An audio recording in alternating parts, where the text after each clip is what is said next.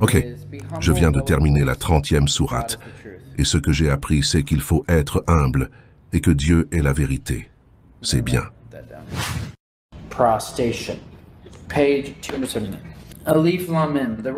Sourate la prosternation, page 279.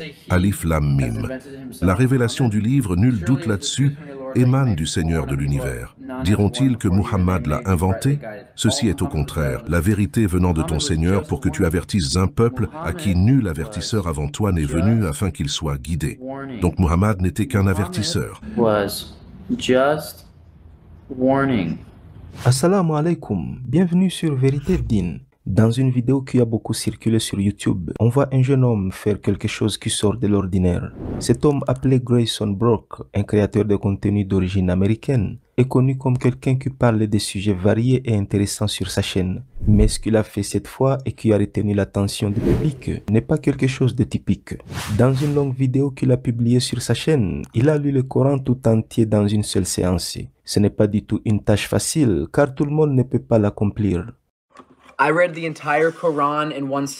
J'ai lu tout le Coran en une seule séance en tant que garçon blanc et chrétien, et à la fin j'ai été choqué.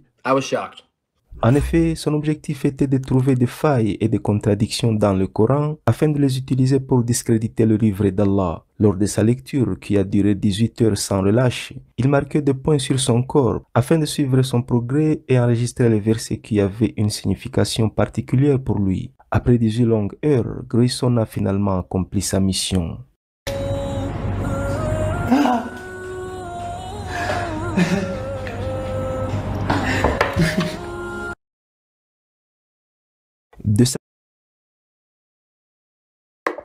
Ras-le-bol. Ras-le-bol des jambes lourdes, des jambes fatiguées qui plombent notre quotidien. De sa lecture du Coran, il a extrait 3 idées clés qui lui ont profondément marqué. La première idée, c'est l'importance du respect et de l'obéissance à Dieu sans lui associer aucun partenaire. Deuxièmement, c'est la nécessité de se retenir des désirs du monde et de vivre conformément à la direction divine. Et la troisième chose qui lui a marqué dans le Coran, c'est le devoir d'être bon envers ses parents en les honorant et en prenant soin d'eux jusqu'à la fin. I wrote these like 15 minutes ago because I got the themes of the book. The first one being to fear God. J'ai écrit ceci lors de ma lecture, ce qui m'a permis de comprendre les thèmes du Coran. Le premier étant la crainte de Dieu. C'est le premier thème de ce livre, et il s'agit essentiellement d'avoir un profond respect pour Dieu. Numéro 2, le Coran dit « Ne suivez pas vos désirs. Heureux sera celui qui reste pur. Alors ne vous contentez pas de suivre vos désirs, car suivre vos désirs pourrait vous conduire au péché. Et péché, c'est quand on va contre soi-même. C'est ce que le Coran dit du péché. Enfin, le Coran met l'accent sur la gentillesse et le soin envers les parents.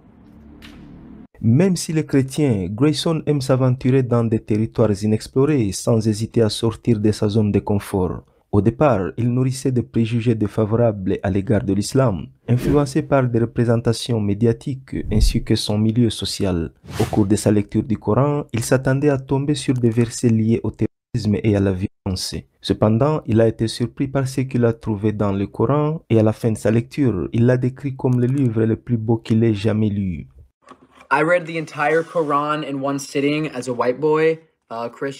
J'ai lu tout le Coran en une seule séance en tant que garçon blanc et chrétien, mais à la fin j'ai été choqué parce qu'au début je pensais que j'allais y trouver des paroles méchantes parlant du terrorisme par exemple, mais j'ai en fait découvert un livre incroyable. C'est la chose la plus pacifique que j'ai jamais vue. Après l'avoir terminé, je me suis dit « Waouh !» J'ai l'impression d'avoir obtenu des réponses à certaines questions sur la vie. J'ai vu un verset qui dit que le mal est remplacé par le bien. Je me suis demandé alors, d'où vient cette idée selon laquelle l'islam est mauvais, agressif et colérique? C'est peut-être à cause des médias? Je pense maintenant que tout ce qui se dit dans l'actualité est faux. Nous devons arrêter de regarder les informations car elles sont fausses. Avant de lire le Coran, il avait lu la Bible dans son intégralité et il dit que lorsqu'il s'est tourné vers le Coran, il a remarqué d'importantes valeurs partagées entre l'islam et le christianisme.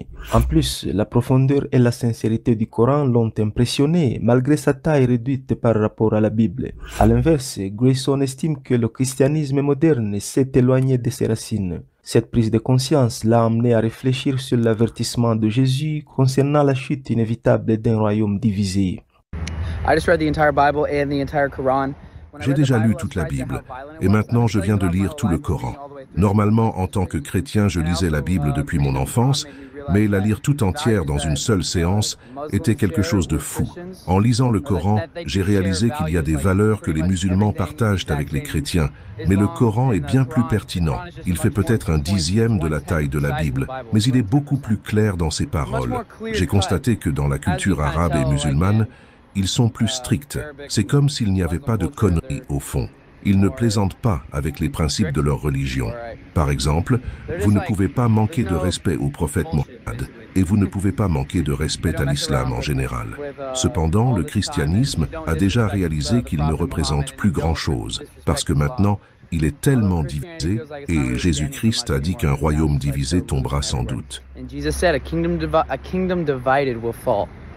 Il a également réfléchi sur l'enseignement de la Bible selon lequel le blasphème contre Dieu est un acte qui provoque la colère de Dieu. Il pense qu'en vénérant Jésus-Christ, l'Église ne suit pas cet enseignement car le blasphème se produit lorsque quelqu'un place quelque chose au-dessus de Dieu, ce qu'il considère comme un péché grave. Il a donc compris qu'adorer un être humain à la place de Dieu constitue le blasphème le plus flagrant. Cette prise de conscience l'a rendu plus critique à l'égard du concept de divinité dans le christianisme. Bien que le commandement contre le culte des idoles est réitéré à plusieurs reprises dans la Bible, Grayson a observé que les chrétiens violent encore ce commandement. Il a constaté qu'en pratique, le christianisme n'est plus strictement monothéiste, mais qu'il s'est orienté vers l'idolâtrie en plaçant Jésus au centre de leur foi.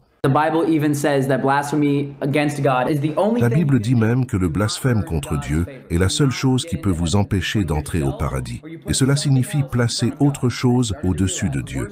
Et j'ai commencé à réaliser qu'adorer un humain à la place de Dieu est un blasphème aux yeux de Dieu. Le christianisme n'est pas monothéiste. Il s'agit d'une idolâtrie car ils adorent Jésus.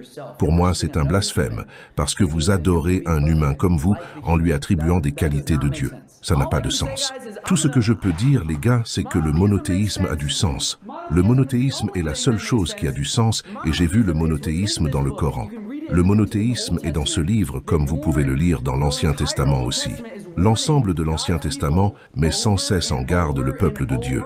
L'Ancien Testament tout entier, qui équivaut aux 3/4 de la Bible, répète sans cesse « Ne mettez rien devant Dieu, ne placez aucune idole devant Dieu, n'adorez pas les idoles. » Mais ils ont fait le contraire. Ils adorent des statues. Ah, il y a des mensonges là-bas. Il y a des mensonges.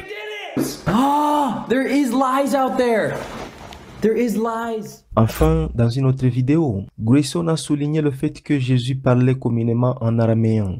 Il a ainsi cité une prière de la Bible dans laquelle Jésus enseigne à ses disciples comment prier Dieu. Ce qui l'a frappé, c'est de réaliser que Jésus lui-même priait Dieu, ce qui constitue une preuve qu'il ne peut pas être Dieu. Notre Père qui es aux cieux, que ton nom soit sanctifié, que ton royaume vienne, ta volonté soit faite sur terre comme au ciel. Voilà la prière chrétienne que Jésus a enseignée à ses disciples. Il a commencé en disant « Notre Père ». Jésus adorait Dieu et Jésus parlait araméen. Savez-vous comment il disait Dieu en araméen? Il disait Allah. C'est pourquoi l'islam pourrait bien être la seule religion monothéiste qui reste, la seule religion véritablement monothéiste, ce qui signifie adorer le seul et unique Créateur. Il doit y en avoir un, car nous devons provenir d'une seule source, et cette source est la vérité, et cette vérité, c'est Dieu. Et maintenant, je réalise à quel point on m'a menti toute ma vie. We must have come from one source, and that source is the truth. And that truth is God. And now I'm realizing I've been lied to my entire life. Je conclus en disant que cet homme n'a pas dit qu'il s'était converti à l'islam, mais comme vous l'avez constaté dans ses propos, il a découvert la vérité et c'est maintenant à lui de décider de la suivre ou de rester dans l'égarement. Merci beaucoup pour votre temps. Assalamu alaikum.